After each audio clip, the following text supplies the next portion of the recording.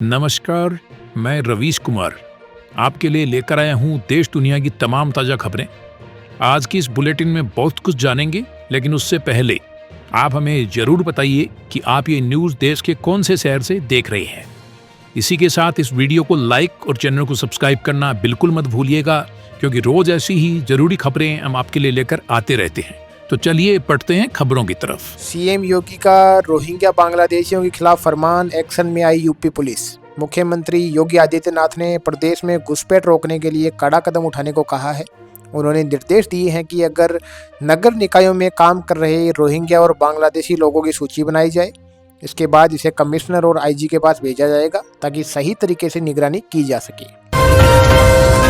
वाजपेयी भी बैलगाड़ी लाए थे, संसद में कुत्ता लाने पर घिरी रेणुका चौधरी का तर्क। कांग्रेस सांसद रेणु चौधरी ने संसद भवन परिसर में अपने पालतू कुत्ते को लेकर पहुंचने पर विवाद खड़ा कर दिया है। भाजपा ने उनके खिलाफ कार्रवाई की मांग की है और विशेषाधिकार हनन प्रस्ताव लाने की संभावना जताई जा रही है। संसद भवन परिसर में अपनी गाड़ी में कुत्ता लाने के बाद कांग्रेस सांसद रेणुका चौधरी घिरती दिख रही हैं। सामने आया है कि राज्यसभा में उनके खिलाफ विशेषाधिकार हनन का प्रस्ताव लाया जा सकता है। 9 साल बाद नौकरी खत्म करना गलत। कलकत्ता हाईकोर्ट ने 32,000 शिक्षकों की नियुक्ति बहाल की। पश्चिम बंगाल में शिक्षकों के सांस में फिर उम्मीद की जान लौटी है। लौटे भी क्यों ना, 32,000 शिक्षकों की नौकरी जाने से बच गई है। कलकत्ता हाईकोर्ट ने फैसला सुनाया है कि सभी शिक्षकों की नियुक्तियों में अनियमितताएं साबित नहीं हुई हैं।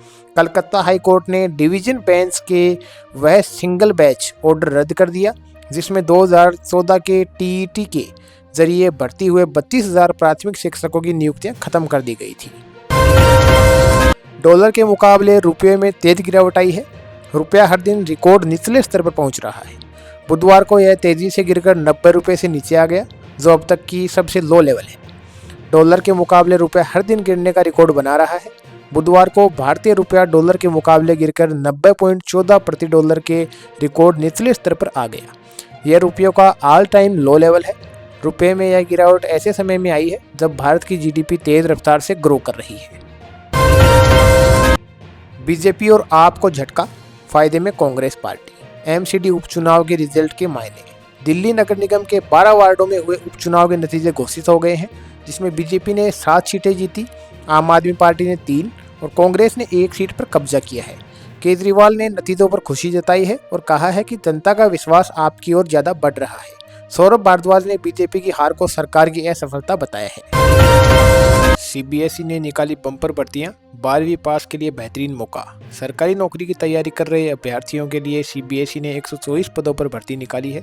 इस पद पर 12वीं पास उम्मीदवार आवेदन कर इस शानदार मौके का फायदा उठा सकते हैं।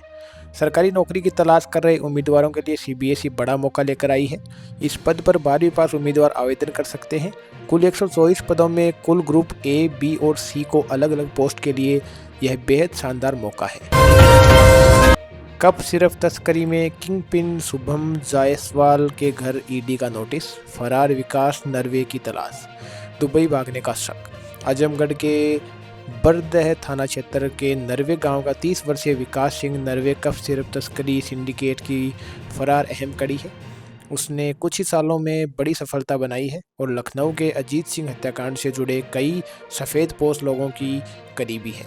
विकास का नाम अमित सिंह टाटा की गिरफ्तारी के बाद सामने आया और अब यूपी एसटीएफ उसकी तलाश कर रही है। साउथ अफ्रीका के खिलाफ टी20 सीरीज के लिए टीम इंडिया का ऐलान। हार्दिक पांड्या की वापसी। भारत और साउथ अफ्रीका के बीच होने वाली टी20 सीरीज के लिए टीम इंडिया ने ऐलान हो गया है। टीम में हार्दिक पांड्या की वापसी हुई है, वहीं शुभम गिल को भी चांस मिला है और वो उप कप्तान हैं, लेकिन उनके खेलने पर भी शर्त है। गाजा के बाद यूक्रेन पर आया ट्रंप का 28 सूत्रीय प्लान। रूस को खुली छूट देता दिख रहा प्रस्ताव। इजरायल और हमास में सीज फायर के काफ़ी पहले से डोनाल्ड ट्रंप रूस यूक्रेन लड़ाई रुकवाने की कोशिश में थे। अब यह प्रयास 28 पॉइंट्स के पीस प्लान के रूप में सामने आ चुका है। अमेरिकी सरकार की प्रस्तावित योजना में हालांकि यूक्रेन के हिस्से में कमी शांति दिखाई दे रही है।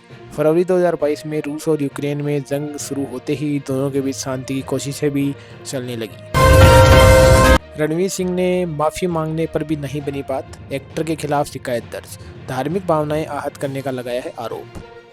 प्रशांत मैथिल ने बेंगलुरु के हाई ग्राउंड्स पुलिस स्टेशन में भारतीय न्याय संहिता BNS 2023 की धारा 2099, 302 तथा 196 के अंतर्गत एक्टर रणवीर सिंह के खिलाफ शिकायत दर्ज करवाई है। उन्होंने एक्टर पर धार्मिक भावनाएं आहत करने, देव परंपरा का अपमान करने और हिंदू विश्वासों का मजाक उड़ाने का आरोप लगाया है। बीजापुर के जंगल में भीषण मुठभेड़, DRG का जवान शहीद, 5 नक्सली ढेर। छत्तीसगढ़ में बुधवार सुबह शुरू हुआ एंटी नक्सल ऑपरेशन देखते ही देखते खौफनाक भिड़ंत में बदल गया। हथियारों से लैस नक्सली और संयुक्त सुरक्षा बल के बीच मुठभेड़ हो गई। इस दौरान 5 नक्सली ढेर हो गए। पुलिस का एक जवान भी शहीद हो गया है। छत्तीसगढ़ के बीजापुर जिले में बुधवार को नक्सल प्रभावित गंगालूर इलाके के जंगल में सुरक्षा बलों और नक्सलियों के बीच जोरदार मुठभेड़ हुई है। यह इलाका दंतेवाड़ा जिले की सीमा से सटा हुआ है, जहां पिछले कई महीनों से लगातार एंटी नक्सल ऑपरेशन चल रहे हैं। ताज़ा खबरें, ऐसी खबरें रोज पाने के लिए चैनल को सब्सक्राइब करना ना भूलें। धन्यवाद।